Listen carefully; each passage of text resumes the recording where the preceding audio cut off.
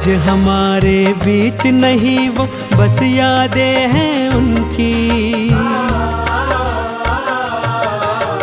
आज हमारे बीच नहीं वो, बस यादें हैं उनकी। बस आगे बढ़ती जाए, मेहरबानी है उनकी। नाम अमर कर गए हैं वो, सदियों तक याद रहेंगे।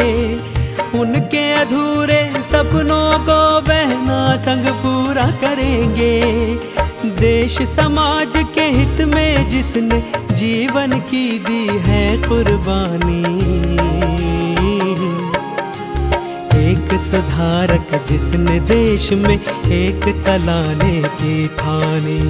एक सुधारक जिसने देश में एकता लाने की ठानी। सुनो सुनो सुनो सुनो सुनो सुनो सुनो सुनो। बाबा साहब अमर रहे, मनमोहन श्री कांशीराम साहब अमर रहे। उत्तर प्रदेश के कोने कोने से आए हुए पार्टी के सभी छोटे बड़े पदाधिकारी, जनप्रतिनिधि, नेता एवं कार्यकर्तागण, जैसा कि आप लोगों को ये विदित है कि आज बहुजन समाज पार्टी के जन्मदाता एवं संस्थापक मान्यवर श्री कांशीराम जी की 19वीं पुण्यतिथि है और आज के ही दिन उनका लंबी बीमारी के कारण देहांत हुआ था, जो अब हमारे बीच में नहीं रहे हैं। लेकिन बहुजन समाज के हित में इनका समर्पित रहा संपूर्ण जीवन हमारे लिए हमेशा यादगार व अमर रहेगा। ऐसे महान व्यक्तित्व को आज मेरे साथ साथ आप लोग भी अपार संख्या में, अर्थात लाखों लाखों की संख्या में यहाँ यूपी की राजधानी लखनऊ में बीएसपी की रही सरकार द्वारा इनके सम्मान में निर्मित किए गए भव्य व अति विशाल मान्यवर श्री कांशीराम जी स्मारक स्थल पर इनको अपने श्रद्धा सुमन अर्पित करने के लिए पहुंचे हैं। हालांकि आप लोगों को ये भी मालूम है कि इनके सम्मान में बनाए गए इस स्थल के कुछ हिस्सों की समय से मरम्मत नहीं होने की वजह से आप लोग भी पिछले कुछ समय से यहाँ इनकी प्रतिमा पर अपने पुष्प अर्पित नहीं कर पा रहे थे। लेकिन अब यहाँ मरम्मत का अधिकांश कार्य पूरा हो जाने के बाद इस बार मेरे साथ साथ आप लोग भी भीड़ के मामले में अपना पिछला खुद का सभी रिकॉर्ड तोड़ते हुए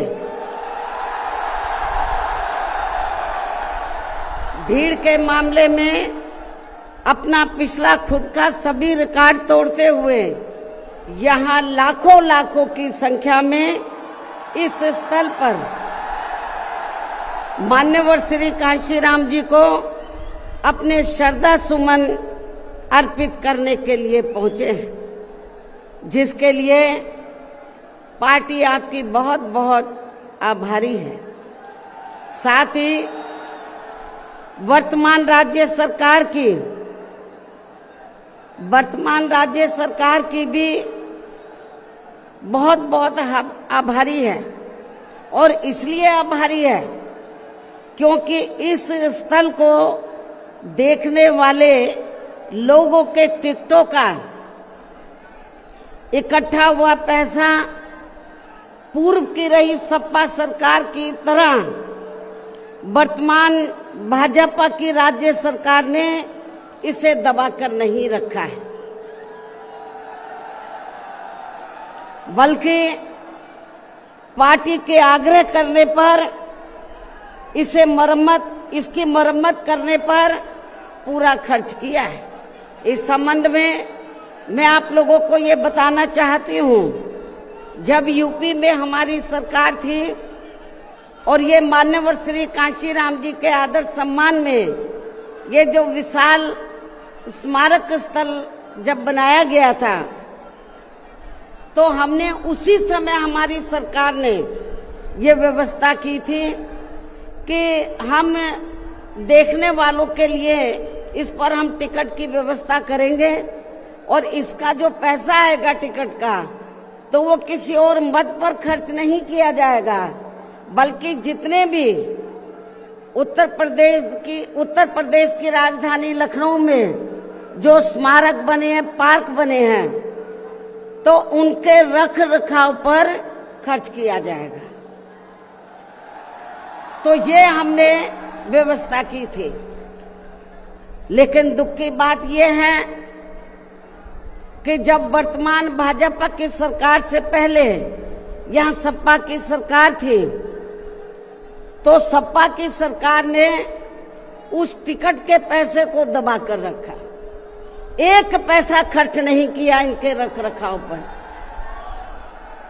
और हालत बड़ी जर्जर हो गई थी स्थलों की। यही नहीं, और भी स्थल थे, पार्क थे, उनकी हालत बड़ी खराब हो गई थी। तो तब मैंने उत्तर प्रदेश के मुख्यमंत्री जी को ये कहा, लिखित चिट्ठी के जरिए उनसे रिक्वेस्ट किया कि हम आपसे ये नहीं कहते कि दूसरे मद का पैसा आप इनके रख रखाव पर लगाओ, तो जो देखने वालों का टिकटों का पैसा काफी बड़ी तादाद में इकट्ठा हो गया है गवर्नमेंट के पास, उस पैसे को इनके रख रखाव पर लगाया जाए। तो उत्तर प्रदेश की वर्तमान भाजपा की सरकार ने इस मामले को दिखवाया पूरा, और उसके बाद उन्होंने हमें कमिट किया, प्रॉमिस किया कि हम जो भी पैसा टिकटों को आया है हम दूसरे मद पे नहीं लगाएंगे, बल्कि इन स्थलों के रख रखाव पर लगाएंगे। उन्होंने ये लगाया, इसलिए हमारी पार्टी उनकी आभारी है। लेकिन वहीं दूसरी तरफ समाजवादी पार्टी कि जब यूपी में सरकार थी और ये स्थल बन चुके थे, तो उन्होंने इनके रख रखाव पर कोई पैसा खर्च नहीं किया, टिकटों का पैसा दबा कर रख लिया। लेकिन जब अब वो सत्ता से बाहर है समाजवादी पार्टी, तो अभी 2-3 दिन पहले वो मीडिया में खबर छपवा रहे थे कि हम मान्यवर श्री कांशीराम जी के सम्मान में संगोष्ठी करेंगे। लेकिन जब वो सरकार में रहते हैं तो ना उन्हें पीडीए याद आता है और ना मान्यवर श्री कांशीराम जी की जयंती और ना ही पुण्यतिथि उनको याद आती है सरकार में रहकर। लेकिन जब वो सत्ता से बाहर हो जाते हैं तो समाजवादी पार्टी को फिर याद आता है कि हमें संगोष्ठी करनी चाहिए। मैं सपा मुखिया अखिलेश यादव से मैं ये पूछना चाहती हूँ, यदि मान्यवर श्री कांशीराम जी के प्रति आपका इतना ही आदर सम्मान था, तो जब यूपी में मेरी सरकार थी तो मेरी सरकार ने अलीगढ़ मंडल में कासगंज के नाम से अलग से जिला बनाया, उस जिले का नाम मान्यवर श्री कांशीराम जी नगर के नाम से रखा था। लेकिन जैसे ही समाजवादी पार्टी पावर में आई, उन्होंने नाम बदल दिया। मान्यवर श्री कांशीराम जी के नाम पर हमने कॉलेज, यूनिवर्सिटी, अनेकों संस्थानों के नाम रखे, अनेकों संस्थानों के नाम रखे, जनहित की योजनाएं शुरू की। सारी के सारी अधिकांश जो बड़ी बड़ी योजनाएं थी वो सभी के सभी इन्होंने बंद कर दी समाजवादी पार्टी की सरकार ने। ये इनका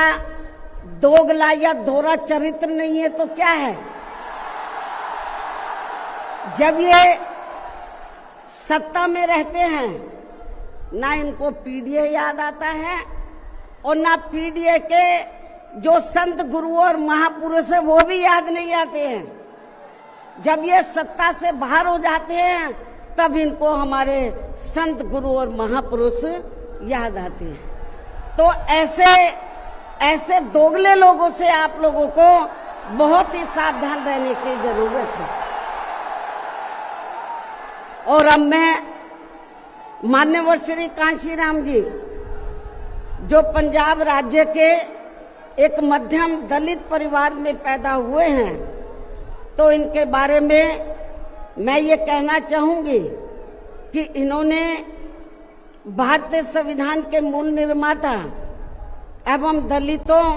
व अन्य उपेक्षित वर्गों के मसीहा परम पूज्य बाबा साहब डॉक्टर भीमराव अंबेडकर की मूवमेंट से व इनके कड़े संघर्ष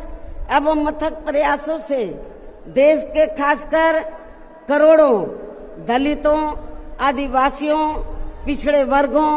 मुस्लिम व अन्य धार्मिक अल्पसंख्यक समाज के भी हित में भारतीय संविधान में दिए गए कानूनी अधिकारों से प्रेरित होकर तथा उनके बताए हुए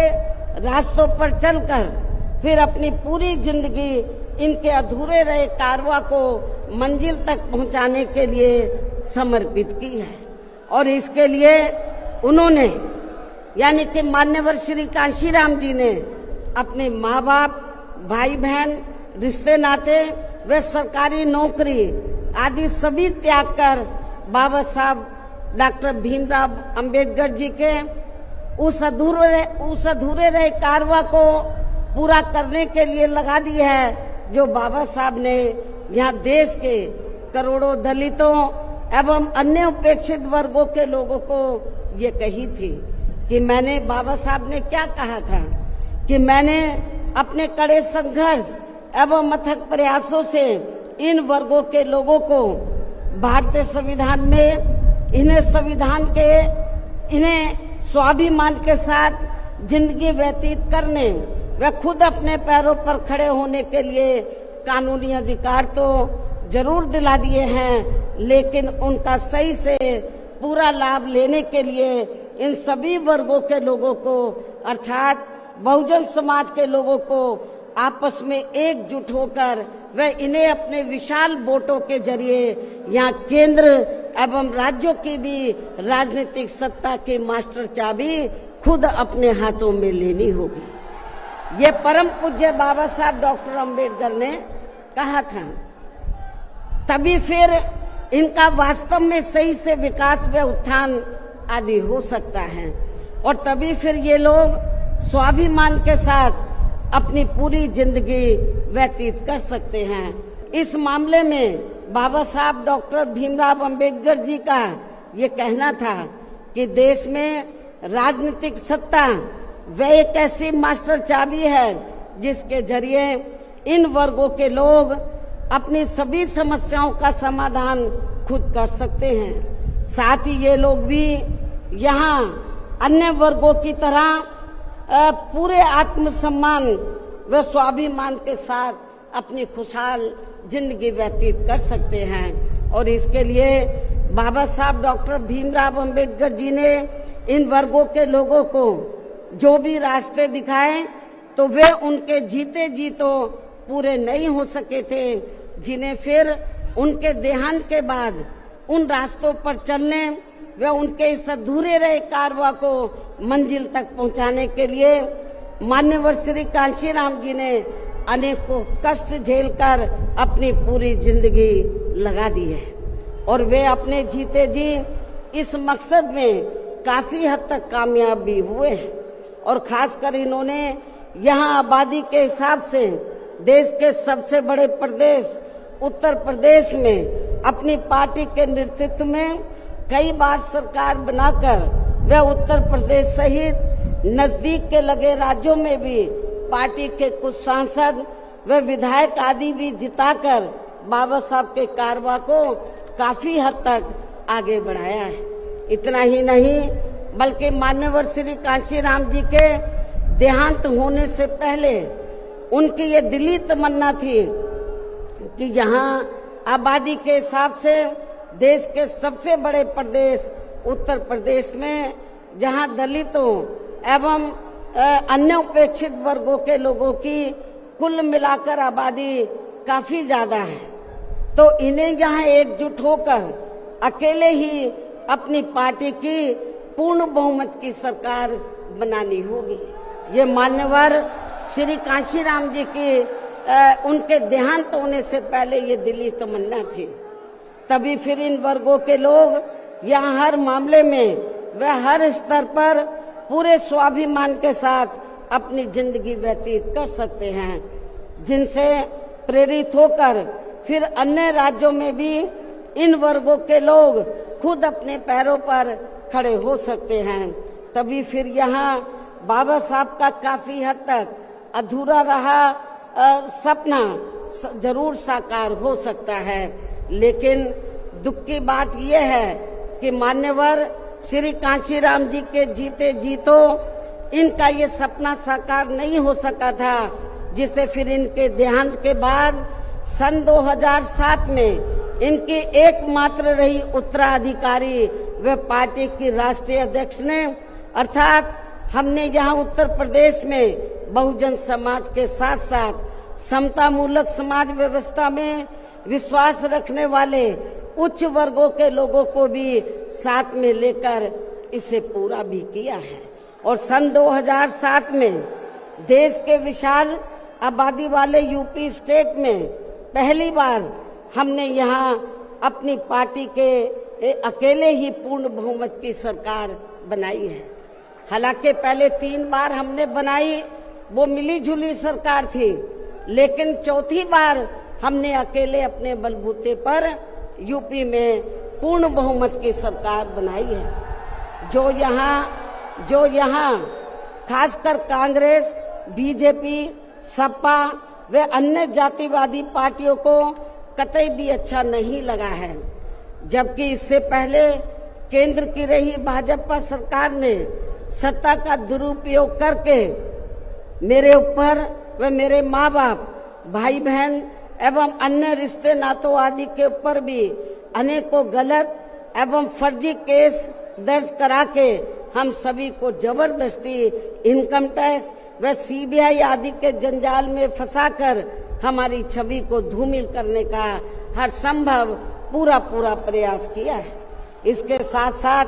आगे चलकर इन सब मामलों में केंद्र की रही कांग्रेसी सरकार ने भी हमें न्याय देने के बजाय बल्कि काफी उलझा दिया था, और तब फिर हमें इन सब के विरुद्ध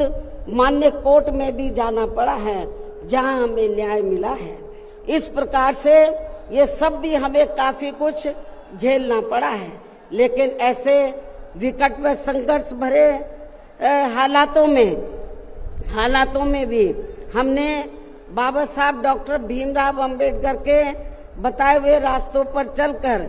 यहाँ उत्तर प्रदेश में सन 2007 में हुए विधानसभा चुनाव में अकेले ही ये चुनाव लड़कर फिर अपनी पार्टी की पूर्ण बहुमत की सरकार बनाई है। और हमने यहाँ बाबा साहब डॉक्टर भीमराव अंबेडकर एवं मान्यवर श्री कांशीराम जी आदि के सपनों को काफी हद तक साकार किया है। और इसके लिए हमने अपनी सरकार में यहाँ जातिवादी, संकीर्ण व पूंजीवादी व्यवस्था के शिकार रहे लोगों को, अर्थात सर्व समाज में से खासकर गरीबों, दलितों, आदिवासियों, पिछड़े वर्गों के साथ साथ मुस्लिम एवं अन्य धार्मिक अल्पसंख्यक समाज के लोगों के भी हित व कल्याण में अनेकों ऐतिहासिक कार्य किए हैं,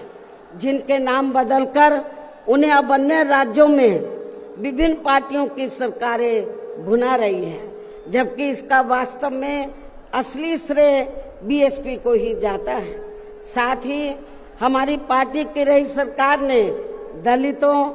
एवं अन्य उपेक्षित वर्गों के लोगों के हितों का सभी मामलों में पूरा ध्यान रखा है। खासकर आरक्षण का तो इन्हें पूरा लाभ दिया है। इतना ही नहीं बल्कि हमने यह अपनी सरकार में सर्व समाज में से गरीबों, मजदूरों, बेरोजगारों, किसानों, वकीलों, कर्मचारियों, व्यापारियों एवं अन्य मेहनतकश लोगों के साथ साथ यहाँ छात्रों, युवाओं, महिलाओं व बुजुर्गों आदि के भी हितों में काफी महत्वपूर्ण कार्य किए हैं, जिनसे इन्हें काफी ज्यादा लाभ पहुंचा है।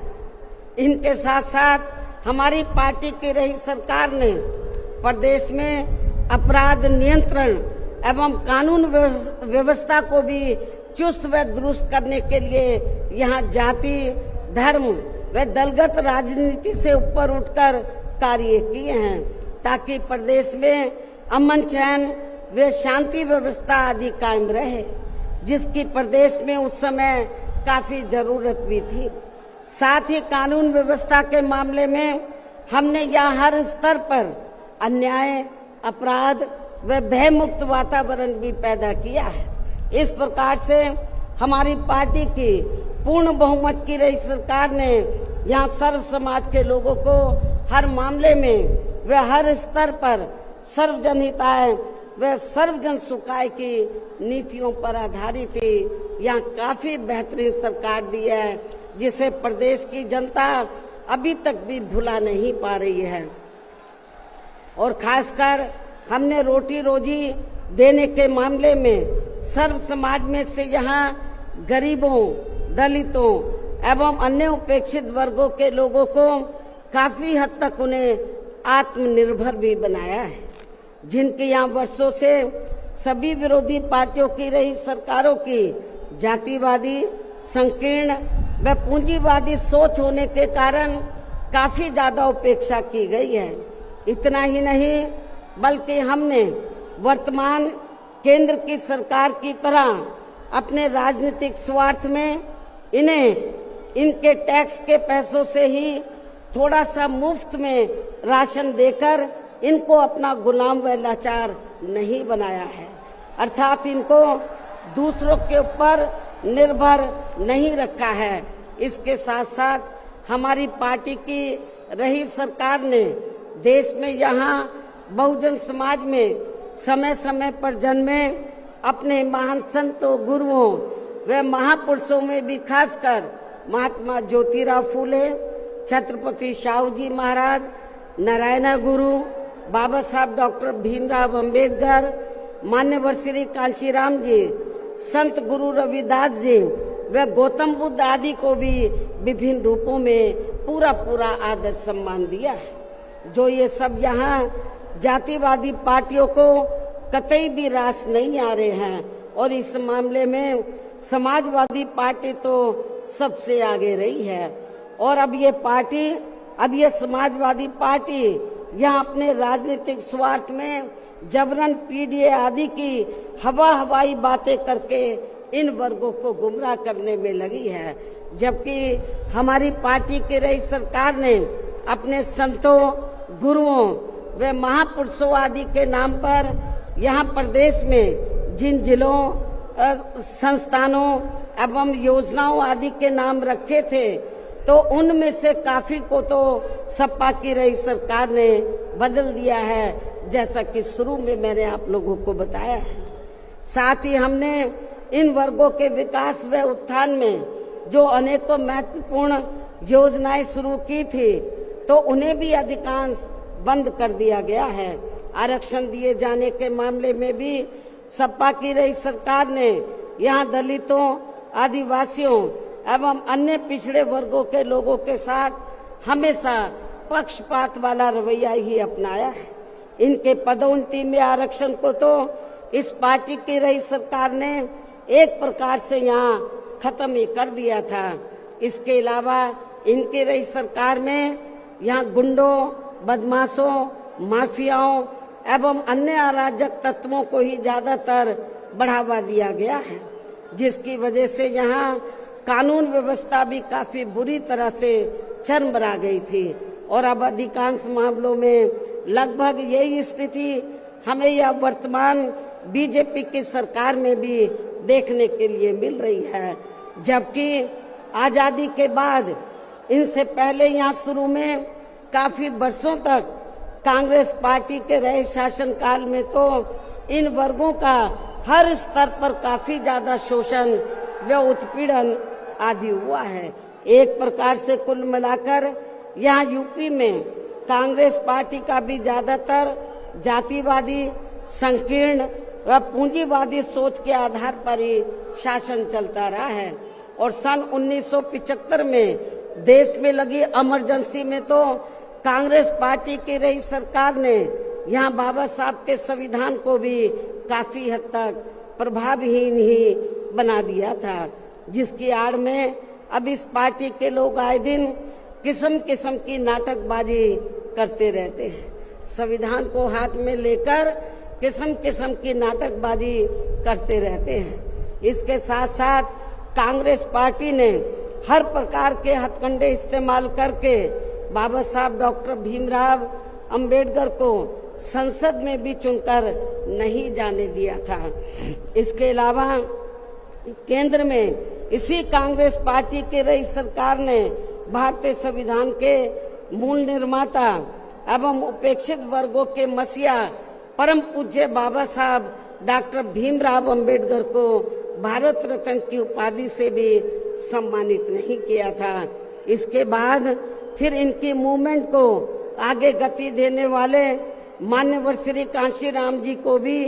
उनके देहांत के बाद केंद्र में रही इसी कांग्रेस पार्टी की सरकार ने इनके सम्मान में एक दिन के लिए भी राष्ट्रीय शोक घोषित नहीं किया था। इसी प्रकार समाजवादी पार्टी की भी सरकार ने एक दिन के लिए भी राष्ट्रीय शोक घोषित नहीं किया था। साथ ही इन्होंने देश में पिछड़े वर्गों की आरक्षण संबंधी मंडल कमीशन की रिपोर्ट को भी लागू नहीं किया था, जिसे फिर बीएसपी के अथक प्रयासों से श्री बीपी सिंह जी की रही सरकार में ही लागू किया गया था। इसके साथ साथ उसी समय ही बाबा साहब डॉक्टर भीमराव अंबेडकर जी को भी भारत रत्न की उपाधि से सम्मानित किया गया था। इसी प्रकार अब बीजेपी व अन्य जातिवादी पार्टियों के भी शासनकाल में इन वर्गों का शोषण व उत्पीड़न आदि होना अभी तक भी बंद नहीं हुआ है। इसके अलावा इनकी सरकारों में भी जनता को लुभाने के लिए आए दिन घोषणाएं, शिलान्यास व उद्घाटन आदि तो काफी किए जाते हैं, लेकिन इनसे भी जनता को कोई खास लाभ मिलने वाला नहीं है, क्योंकि ये कागजी व हवाई ज्यादा और जमीनी हकीकत में बहुत कम होते हैं। ऐसी स्थिति में आप लोगों को पूरे देश में सर्वजन हिताय व सर्वजन सुखाय की नीतियों पर आधारित ही अपनी पार्टी को ही हर मामले में मजबूत बनाकर इसे केंद्र एवं राज्यों की भी सत्ता में लाना बहुत जरूरी है। और अब पार्टी के लोगों को यहाँ उत्तर प्रदेश सहित देश के अन्य जिन भी राज्यों में कुछ समय के बाद जो एक साथ विधानसभा के आम चुनाव होने वाले हैं, तो उनको वहां भी ऐसी सभी विरोधी पार्टियों को सत्ता में आने से जरूर रोकना है। और खासकर यहाँ यूपी में तो इनको अपनी पार्टी बीएसपी की ही फिर से अकेले पूर्ण बहुमत की सरकार बनाना बहुत जरूरी है, जिसे यहाँ कांग्रेस, बीजेपी, सपा व अन्य सभी विरोधी पार्टियां किस्म किस्म के षड्यंत्र व हथकंडे आदि इस्तेमाल करके इसे रोकने का हर संभव पूरा प्रयास करेगी। और इस संदर्भ में वैसे आप लोगों को ये मालूम है कि सन 2007 में यूपी में बीएसपी की ही अकेले ही पूर्ण बहुमत की सरकार बनने के बाद फिर बीएसपी की सर्वजन हिताय व सर्वजन सुखाय की रही कार्यशैली से पूरे देश में बीएसपी के बढ़ते हुए प्रभाव को देखकर फिर यहाँ सभी जातिवादी, संकीर्ण व पूंजीवादी पार्टियों ने अंदर अंदर आपस में एकजुट होकर अपनी पार्टी को यहाँ सत्ता में वापस नहीं आने दिया है। साथ ही देश के अन्य राज्यों में भी अपनी पार्टी को आगे नहीं बढ़ने दिया है, क्योंकि बीएसपी के यहाँ अकेले ही सत्ता में आने पर, यहाँ यूपी में सन 2007 में बीएसपी के यहाँ अकेले ही सत्ता में आने पर इनको ये डर था, सभी जो जातिवादी पार्टियां हैं इनको ये डर था कि यदि बीएसपी को आगे बढ़ने से नहीं रोका गया तो फिर ये पार्टी केंद्र की सत्ता तक भी जरूर पहुंच सकती है, जिससे घबराकर फिर बीएसपी को पुणे या सत्ता में आने से वह पूरे देश में भी आगे बढ़ने से रोकने के लिए फिर हुआ ये कि इसके बाद फिर खासकर यूपी में जो भी विधानसभा व अन्य राज्यों में भी विधानसभा व देश में लोकसभा के आम चुनाव हुए हैं, तो उन सभी चुनावों में यहाँ कांग्रेस, बीजेपी, सपा व अन्य सभी विरोधी पार्टियों ने अपनी खासकर जातिवादी मानसिकता के तहत चलकर वे अंदर अंदर आपस में एकजुट होकर तथा किस्म किस्म के हथकंडे इस्तेमाल करके फिर बीएसपी को इन्होंने कामयाब नहीं होने दिया। सारी जातिवादी पार्टियां अंदर अंदर एक हो गई थी। एक होकर इन्होंने जहां जहां बीएसपी जीत रही थी तो वहां इनको हराया, जो विरोधियों के कैंडिडेट जीत रहे थे उनको इन्होंने अपना वोट ट्रांसफर कराया। इसके साथ ही फिर बाकी रही से कमी ईवीएम में की गई धांधली के जरिए पूरी कर दी गई, जबकि वर्तमान हालातों में ईवीएम के काफी विरोध के चलते ये ईवीएम वाला सिस्टम कभी भी खत्म किया जा सकता है। अब ईवीएम का विरोध बहुत हो रहा है और फिर पुणे या बैलेट पेपर वाला सिस्टम लागू हो सकता है, इसकी भी काफी संभावना है। ऐसे में अब हर स्तर पर हमें हर स्तर पर हमेशा अपनी पार्टी को मजबूत बनाते रहना बहुत जरूरी है। इसके साथ ही सावधानी के तौर पर यहाँ मैं ये भी कहना चाहूंगी कि अब तो पूरे देश में विरोधी पार्टियों ने बीएसपी को कमजोर करने के लिए एक और षड्यंत्र ये रचा है कि अब विरोधी पार्टियों ने बीएसपी के विशेषकर दलित बेस वोट को बांटने के लिए इसी समाज में से स्वार्थी एवं बिकाऊ किस्म के लोगों को इस्तेमाल करके वे उनके जरिए अनेकों पार्टियां व संगठन आदि भी काफी बनवा दिए हैं, जिनसे ये जातिवादी पार्टियां चुनाव में अपने अपने फायदे के हिसाब से उम्मीदवार खड़े करवा के बीएसपी को कमजोर करने में लगी है। और अब तो ये पार्टियां अंदर अंदर खुद अपने वोट ट्रांसफर करा के इनके एक आदि उम्मीदवार भी जिताकर भेज रही है, ताकि इससे दलितों का वोट बांटने में इनको कुछ मदद मिलती रहे। ऐसी स्थिति में अब आप लोगों को पुणे या यूपी में अपनी पार्टी को सत्ता में लाने वे अभी हाल ही में बिहार प्रदेश में होने वाले विधानसभा आम चुनाव में तथा आगे चलकर अन्य और राज्यों में भी विधानसभा व देश में लोकसभा के होने वाले आम चुनाव में भी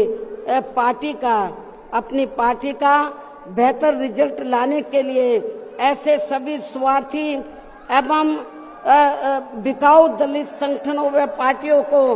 अपने यार दोस्त, जात बिरादरी व रिश्ते नाते आदि के चक्कर में भी पड़कर अब इनको अपना एक भी वोट देकर खराब नहीं करना है, वरना फिर इसका पूरा लाभ या विरोधी पार्टियों को ही मिलता रहेगा। जिसे भी खास ध्यान में रखकर अब हर छोटे बड़े चुनाव में आप लोगों को अपना एक भी वोट ऐसे सभी स्वार्थी एवं बिकाऊ पार्टियों एवं संगठनों आदि को नहीं देना है, बल्कि अपनी एकमात्र हितैषी पार्टी बीएसपी को ही देना है, ताकि बीएसपी फिर से अपना बेहतर रिजल्ट लाकर पुणे या यूपी की सत्ता में वापस हो सके तथा देश के अन्य सभी राज्यों में भी पार्टी पुणे आगे बढ़ सके। और इसके लिए विरोधी पार्टियों के ऐसे अनेकों और भी सभी हथकंडों से अपनी पार्टी के लोगों को जरूर सावधान रहना है। इसके अलावा पार्टी के लोगों को सचेत करने के उद्देश्य से यहाँ मैं ये भी कहना चाहूंगी कि पिछले कुछ समय से दुनिया के अनेकों देश किसी न किसी मुद्दे को लेकर हुए बवाल व हिंसा आदि से काफी ग्रसित रहे हैं और ये सिलसिला अभी भी जारी है। लेकिन अपने भारत देश को भी जैसे इसका कुछ नजला लगना शुरू ही हुआ था तो उसे फिर तुरंत में ही केंद्र व संबंधित राज्य सरकारों ने सख्ती से निपटा है, जिससे केंद्र व सभी राज्य सरकारों को आगे भी काफी सतर्क रहना होगा। इतना ही नहीं बल्कि देश में आम जनहित के मुद्दों पर आवाज उठाने की बजाय जो पिछले कुछ समय से यहाँ स्वार्थी व शरारती तत्व एक दूसरे के देवी देवता, खुदा व धर्म आदि को लेकर तथा इन पर आए दिन नए नए मुद्दों को निकालकर देश में बवाल व हिंसा आदि पैदा करने की कोशिश में लगे रहते हैं और फिर इनकी आड़ में राजनीति करते हैं। ये भी देश हित में ठीक नहीं है, जबकि इन सब मामलों में सभी को भारतीय संविधान के मुताबिक चलना चाहिए। साथ ही सभी धर्मों का पूरा आदर सम्मान भी करना चाहिए और इनके सदियों से चले आ रहे धार्मिक नियम, मान्यताएं व परंपराएं आदि में भी किसी को दखल देना उचित नहीं है और ना ही इनकी आड़ में आई लव आदि की कोई राजनीति नहीं करनी चाहिए। इसके अलावा जहां तक पिछले दिनों जम्मू कश्मीर के पर्यटक स्थल पहलगांव में हुई आतंकी घटना का सवाल है, जिसमें काफी महिलाओं के सिंदूर उजड़ गए थे, तो ये अत्यंत ही दुखद व चिंता की बात है। हालांकि इस घटना को होने से रोका जा सकता था, बशर्ते यदि उस समय सरकार द्वारा इस पर्यटक स्थल पर सुरक्षा का उचित प्रबंध किया होता, जो नहीं किया गया था। साथ ही हमारी विदेश नीति भी हमेशा देश व जनहित में ही होनी चाहिए और इस मामले में अभी हाल ही में अमेरिका द्वारा लगाए गए भारी टैरिफ से भी केंद्र सरकार को काफी सचेत रहने की जरूरत है और इसी परिप्रेक्ष्य में इन्होंने स्वदेशी उत्पाद को बढ़ावा देने पर जोर देकर जो देश को आत्मनिर्भर बनाने की बात कही है, तो ये हवाई ना होकर बल्कि जमीनी हकीकत में भी लोगों को होता हुआ नजर आना चाहिए, जिसका फिर हमारी पार्टी भी जरूर स्वागत करेगी। और अब इन सब बातों को मद्देनजर रखते हुए पूरे देश में अपनी पार्टी को हर स्तर पर मजबूत बनाना व इसे आगे बढ़ाना भी बहुत जरूरी है और खासकर इस बार यूपी में बीएसपी की अकेले ही पूर्ण बहुमत की यहाँ सरकार जरूर बनाना है और ये इसलिए भी बहुत जरूरी है क्योंकि बीएसपी के सत्ता से हटने के बाद जब से यहाँ सपा व बीजेपी की सरकार बनी है, तो तब से यहाँ पूर्व की रही कांग्रेसी सरकार की तरह ही इनकी भी सरकारों में सर्व समाज में से खासकर यहाँ गरीबों, दलितों एवं अन्य पिछड़े वर्गों के लोगों का सही से विकास व उत्थान आदि नहीं हो पा रहा है और अब इनमें गरीबी एवं बेरोजगारी आदि काफी ज्यादा बढ़ गई है। साथ ही इनके ऊपर हो रही जुल्म जाति आदि भी काफी चरम सीमा पर पहुंच चुकी है। इनकी बहन बेटियां भी अधिकांश सुरक्षित नहीं रही है। इसके साथ ही इन वर्गों के लोगों को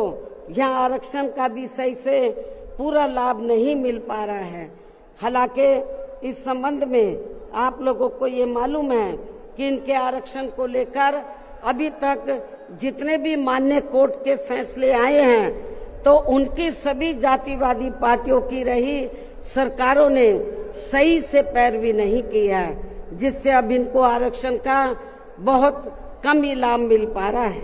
और इस मामले में यहाँ मैं ये भी कहना चाहूंगी कि बीएसपी के अथक प्रयासों से देश में SC व ST वर्गों के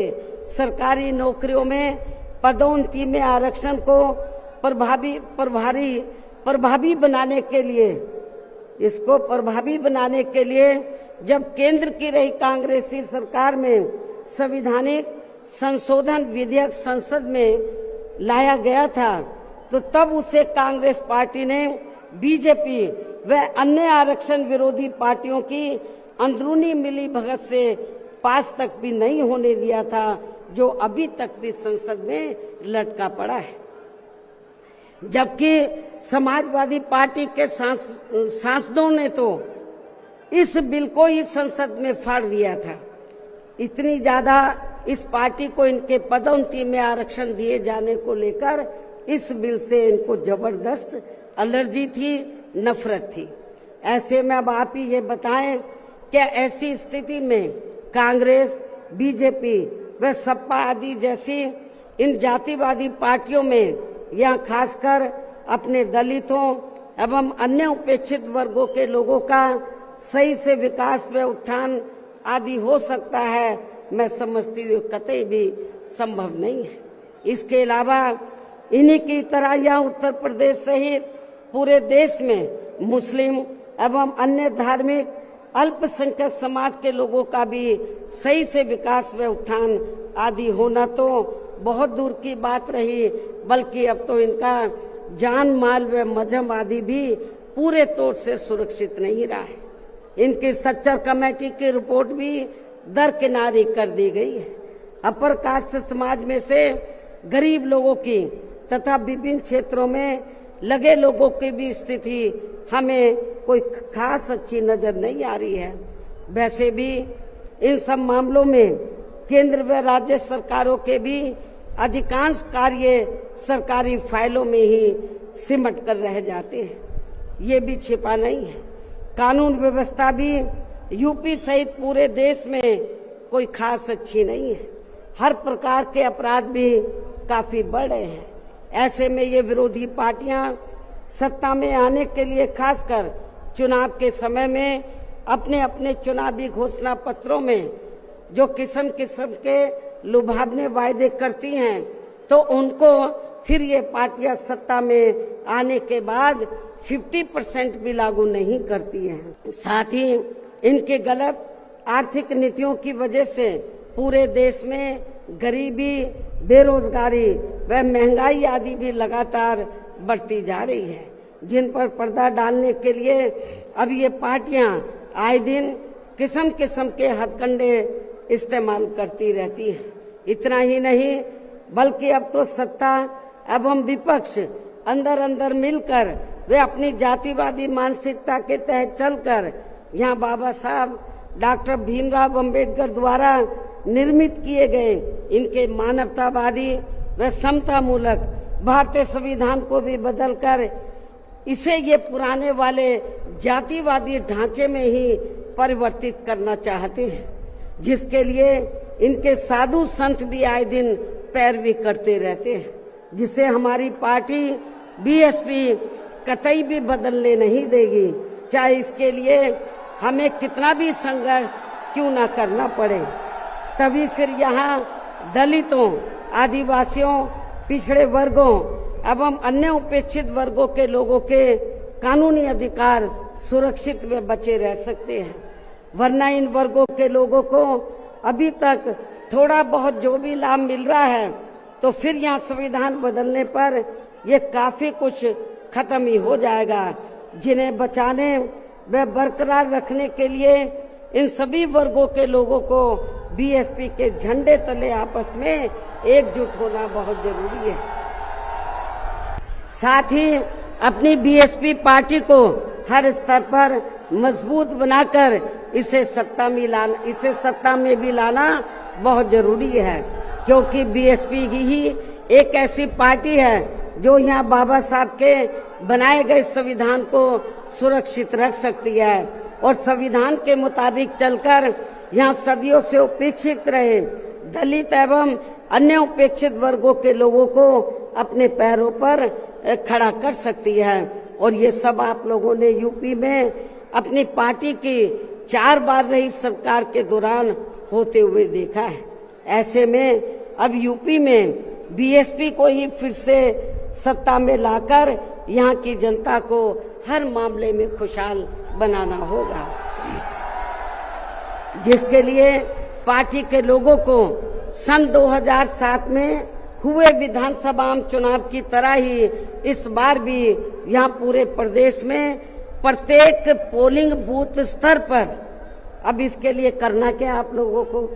जिसके लिए पार्टी के लोगों को सन 2007 में हुए विधानसभा चुनाव की तरह ही इस बार भी यहाँ पूरे प्रदेश में प्रत्येक पोलिंग बूथ स्तर पर सर्व समाज को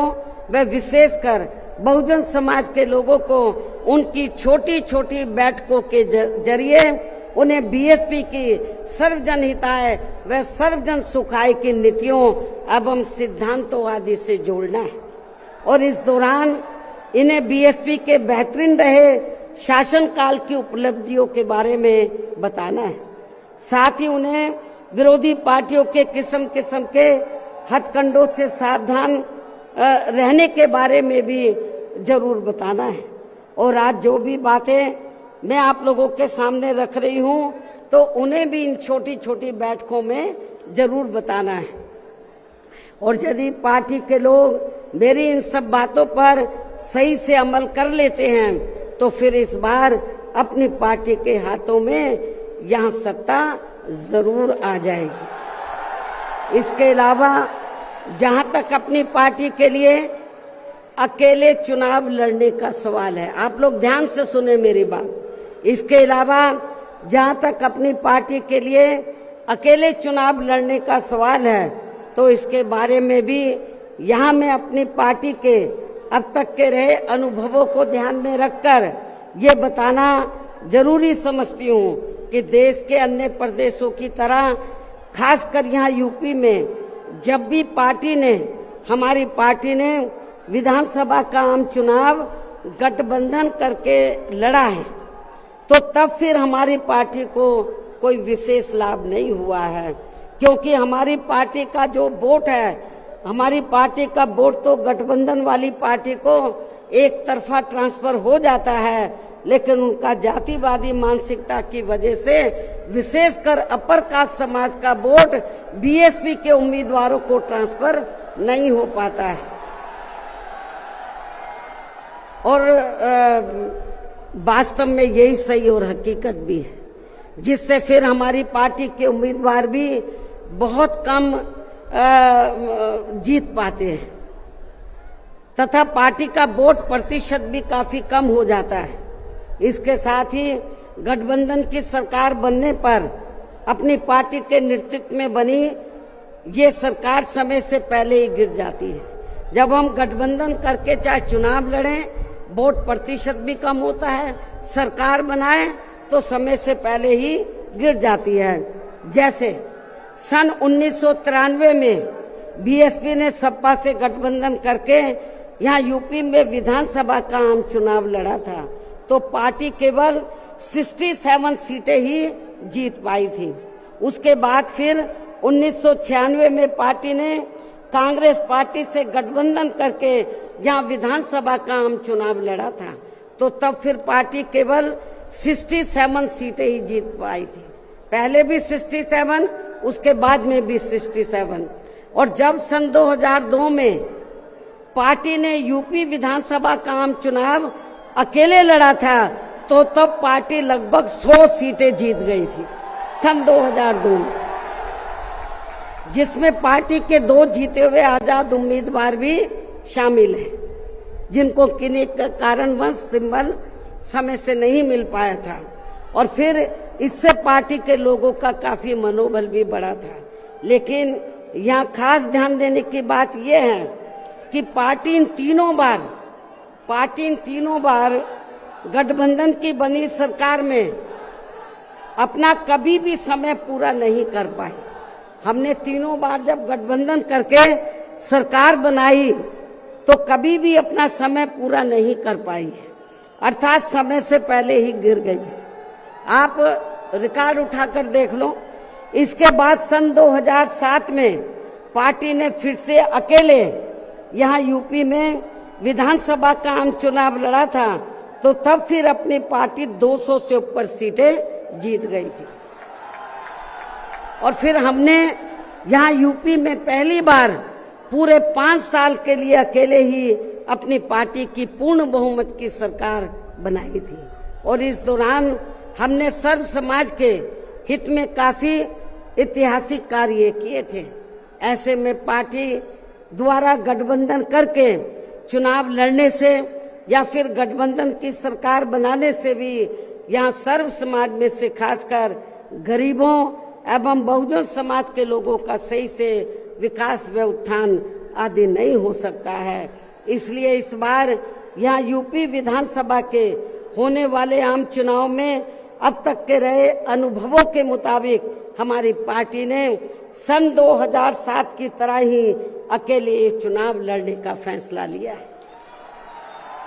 वैसे मुझे ये पूरा भरोसा है कि आज के कार्यक्रम में अपने खुद के पिछले सभी रिकॉर्ड तोड़ते हुए उम्मीद से कई गुना ज्यादा लाखों की संख्या में आई ये अपार भीड़ इस बार यहाँ यूपी में होने वाले विधानसभा आम चुनाव में अपनी पार्टी को सत्ता में जरूर लाएगी। और इसके लिए अभी से ही पार्टी के लोगों को यहाँ विरोधी पार्टियों के पुराने व नए सभी षड्यंत्रों व हथकंडों आदि से सावधानी बरतते हुए अपनी पार्टी के जनाधार को बड़े पैमाने पर बढ़ाना है। साथ ही हर स्तर पर पार्टी को मजबूत भी बनाना है। विरोधियों की अफवाहों से भी पार्टी के लोगों को जरूर सचेत रखना है। और इस संबंध में इसका ताजा हथकंडा ये है कि इन्होंने आज के 9 अक्टूबर के कार्यक्रम के घोषित होते ही पिछले महीने से ये अफवाह फैलाना शुरू कर दिया था।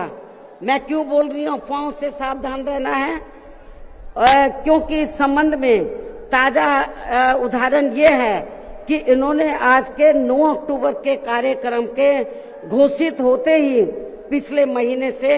ये अफवाह फैलाना शुरू कर दिया था कि दूसरी पार्टियों के फलाना वरिष्ठ नेता बीएसपी में आ रहे हैं और वे बीएसपी प्रमुख से दिल्ली व लखनऊ में भी मिले हैं, लेकिन मुझे तो इसके बारे में अभी तक भी कोई जानकारी नहीं है। मिलना तो बहुत दूर की बात है और मैं कभी छिप के नहीं मिलती हूँ, जब मिलती हूँ तो खुले में मिलती हूँ मन। इतना ही नहीं बल्कि अन्य और भी मामलों में किस्म किस्म की गलत, झूठी व तथ्यहीन खबरें एवं अफवाहें आदि फैलाने के लिए भी यहाँ विरोधी लोग सोशल मीडिया, जातिवादी मानसिकता वाले टीवी चैनल एवं प्रिंट मीडिया आदि का भी काफी दुरुपयोग व गलत इस्तेमाल कर सकते हैं। जबकि विरोधी लोग सन 2007 में भी ऐसी अफवाहें फैलाते रहे हैं, लेकिन उस समय हमारे लोगों के गुमराह ना होने की वजह से फिर अपनी पार्टी की यहाँ अकेले ही पूर्ण बहुमत की सरकार बन गई थी। और यदि पार्टी के लोग इस बार भी चुनाव में वोट पड़ने तक या किसी भी मामले में गुमराह नहीं होते हैं तो फिर इस बार हमारी पार्टी की पुनः या पूर्ण बहुमत की सरकार जरूर बन जाएगी। वैसे मुझे पूरी उम्मीद है कि पार्टी के लोग मेरी इन सब बातों पर सही से अमल करके इस बार अपनी पार्टी बीएसपी को ही अकेले यहाँ सत्ता में जरूर लाएंगे और अपनी बहन जी को 5वीं बार यूपी का मुख्यमंत्री भी जरूर बनाएंगे। और आज ये लाखों की तादाद में आई अपार भीड़ व उनका जोश व उत्साह भी इस बात के काफी कुछ संकेत दे रहा है। जिनको यहाँ दूसरी पार्टियों की तरह, ये जो लाखों लाखों की संख्या में लोग आए हैं, तो इनको यहाँ दूसरी पार्टियों की तरह मजदूरी देकर दिहाड़ी पर नहीं लाया गया है, बल्कि ये लोग अपने खून पसीने की कमाई के पैसों से ही खुद चलकर आज के अपने 9 अक्टूबर के प्रोग्राम में मुझे सुनने के लिए आए, जिन्होंने भीड़ के मामले में आज अपने खुद के भी अपने पिछले सभी रिकॉर्ड तोड़ दिए हैं। और अब मैं यहाँ आप लोगों को ये भी विश्वास दिलाना चाहती हूँ, जब इस बार बीएसपी की पुनः यहाँ पूर्ण बहुमत की सरकार बन जाएगी, तो तब फिर हमारी पार्टी की बनी ये सरकार यहाँ पिछली रही सपा सरकार ने व वर्तमान में चल रही बीजेपी की भी सरकार ने, जो इन्होंने अपनी जातिवादी, संकीर्ण व पूंजीवादी मानसिकता के तहत चलकर काफी नए नए नियम व कानून आदि बना दिए हैं, तो उनकी जरूर समीक्षा की जाएगी। और इनमें से जो भी नियम व कानून आदि सर्वजन हिताय व सर्वजन सुखाय की नीतियों एवं सिद्धांतों आदि से जुड़े नहीं होंगे, तो उन्हें फिर सर समाज के हित में जरूर बदल दिया जाएगा। इसके साथ साथ बीएसपी की पूर्व की रही सरकार में खासकर दलित एवं अन्य उपेक्षित वर्गों के हितों के लिए लिए गए फैसलों को जो इनकी सरकारों ने काफी बदल दिए हैं, तो उन्हें भी यहाँ फिर से पुरानी वाली स्थिति में ही लाया जाएगा, अर्थात उन्हें बहाल कर दिया जाएगा। इसके अलावा सपा व बीजेपी की सरकार ने भी प्रदेश व जनहित के विरुद्ध जाकर जो कुछ भी गलत फैसले ले लिए हैं, तो उनकी भी समीक्षा करके उन्हें सही स्थिति में लाया जाएगा। साथ ही मेरी पूर्व की रही सरकारों की तरह ही हर मामले में व हर स्तर पर यहाँ सर्व समाज के व विभिन्न क्षेत्रों में लगे लोगों के हितों का तथा बेहतर कानून व्यवस्था बनाने पर भी विशेष ध्यान रखा जाएगा। साथ ही सर्व समाज में से गरीब एवं बेरोजगार लोगों को, जिसमें पुरुष व महिलाएं आदि दोनों शामिल हैं, इनको रोटी रोजी के साधन देने के लिए विशेष बल दिया जाएगा, जोर दिया जाएगा। यहाँ यूपी के लोगों को रोटी रोजी के मामले में पलायन नहीं करना पड़ेगा, आपको अपने प्रदेश में ही रोटी रोजी के साधन दिए जाएंगे। और इन सब मामलों में सर्व समाज में से खासकर गरीबों, दलितों, आदिवासियों, पिछड़े वर्गों, मुस्लिम एवं अन्य धार्मिक अल्पसंख्यक समाज के लोगों का हर मामले में प्राथमिकता के आधार पर पूरा ध्यान रखा जाएगा। और इन सब कार्यों के लिए इस बार पुनः यहाँ अपनी पार्टी की पूर्ण बहुमत की सरकार बनाना बहुत जरूरी है, जिसकी पूरी उम्मीद भी है। इन्हीं जरूरी बातों के साथ ही अब मैं ये भी कहना चाहूंगी कि अपनी पार्टी को हर स्तर पर मजबूती देकर उसे बरकरार बनाए रखने के लिए जिस प्रकार से पार्टी के लोगों ने माननीय श्री कांशीराम जी के देहांत होने के बाद भी पार्टी की हर परिस्थिति में हमेशा मेरा साथ दिया है और अभी भी दे रहे हैं, तो ये मेरे व पार्टी के लिए बहुत ही गर्व की बात है। और अब तो पार्टी के राष्ट्रीय संयोजक श्री आकाश आनंद भी बीएसपी की मूवमेंट से काफी हद तक जुड़ चुके हैं, जो ये भी पार्टी के लिए अच्छे शुभ संकेत हैं। और अब ये यानी कि आकाश आनंद मेरे मार्गदर्शन व दिशा निर्देशन में अपनी पूरी लगन एवं मेहनत के साथ पार्टी को मजबूती देने में व पार्टी के जनाधार को भी बढ़ाने में पूरे जी जान से लगे, जिससे पार्टी के लोगों में आए दिन इनके प्रति काफी लगाव व उत्साह भी बढ़ा है। ये भी पार्टी हित में अच्छी बात है, जिसे ध्यान में रखकर अब मेरा इनके बारे में, आकाश आनंद के बारे में ये कहना है कि जिस प्रकार से पूरे देश में पार्टी के लोग माननीय श्री कांशीराम जी के जीते जी और उनके देहांत के बाद भी हर परिस्थिति में मेरे साथ खड़े रहे हैं, तो मैं भी ये चाहूंगी उसी प्रकार से पार्टी के लोग श्री आकाश आनंद के साथ भी हमेशा खड़े रहेंगे और इनका हर परिस्थिति में पूरा साथ भी जरूर देंगे। वैसे इस मामले में इनके पिता श्री आनंद कुमार भी इनकी शुरू से ही पूरी मदद करते रहे हैं। इसके साथ साथ श्री आनंद कुमार दिल्ली में रहकर मान्यवर श्री काशीराम जी के देहांत होने के बाद से ही ये मेरी गैर हाजिरी में व मेरे दिशा निर्देशन में पार्टी का पूरा लेखा जोखा आदि का कार्य भी काफी अच्छे से संभाल रहे हैं, जो ये पार्टी का खास कार्य है। इसलिए इनको पार्टी का राष्ट्रीय उपाध्यक्ष बनाकर इन्हें पार्टी की ये अति महत्वपूर्ण जिम्मेवारी सौंपी हुई।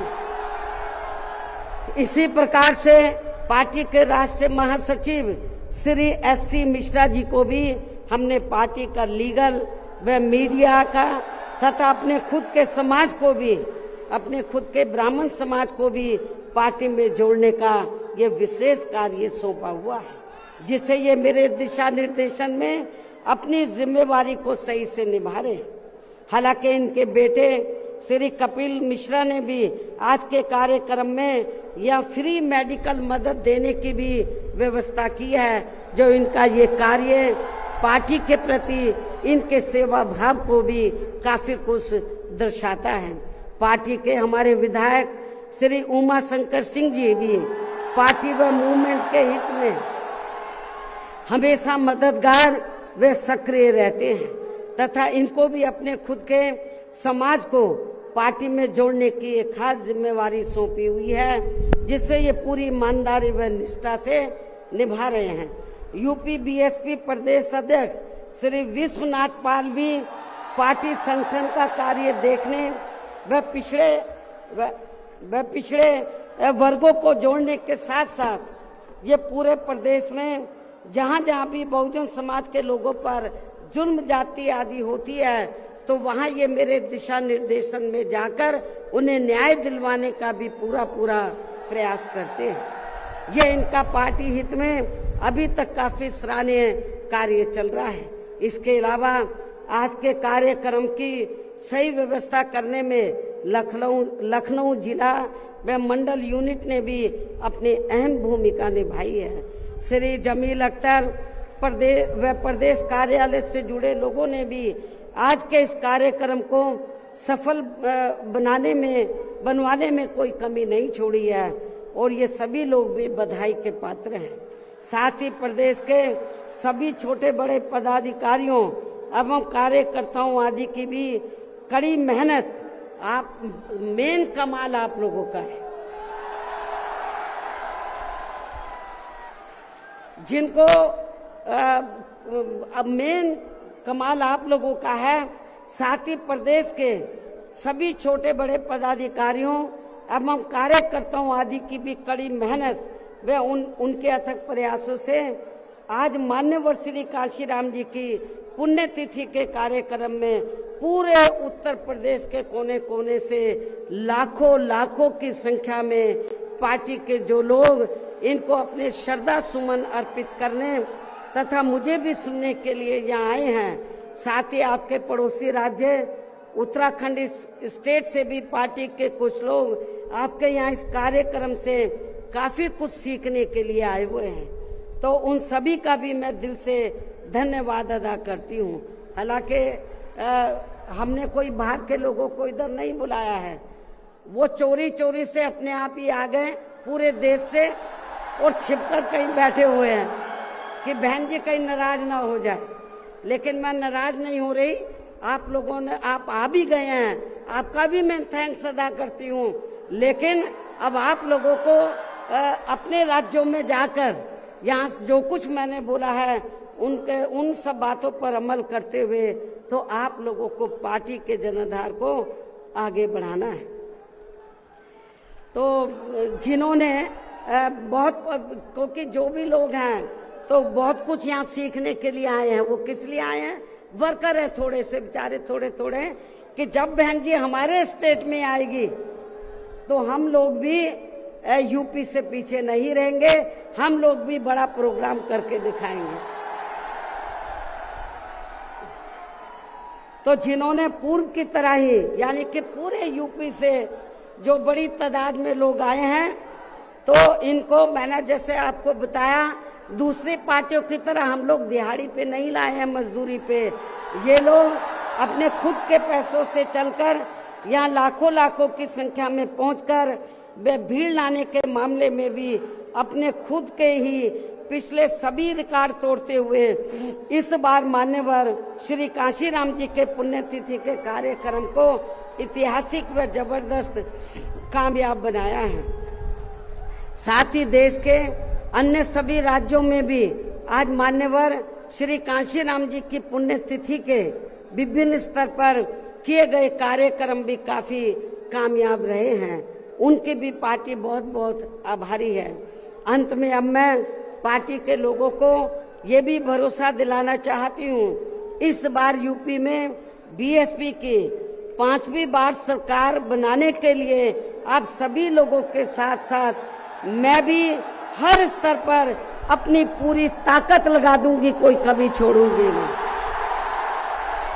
और इसके लिए इस बार मैं कोई कमी छोड़ूंगी नहीं, ये मेरा आज पार्टी के लोगों को वायदा भी है। और अब मैं पुनः अपनी तरफ से व उत्तर प्रदेश सहित पूरे देश में पार्टी के सभी लोगों की तरफ से भी मान्यवर श्री कांशीराम जी को आज उनकी 19वीं पुण्यतिथि के मौके पर पूरे तहे दिल से अपने श्रद्धा सुमन अर्पित करते हुए अपनी बात यहीं समाप्त करती हूँ। धन्यवाद। जय भीम व जय भारत।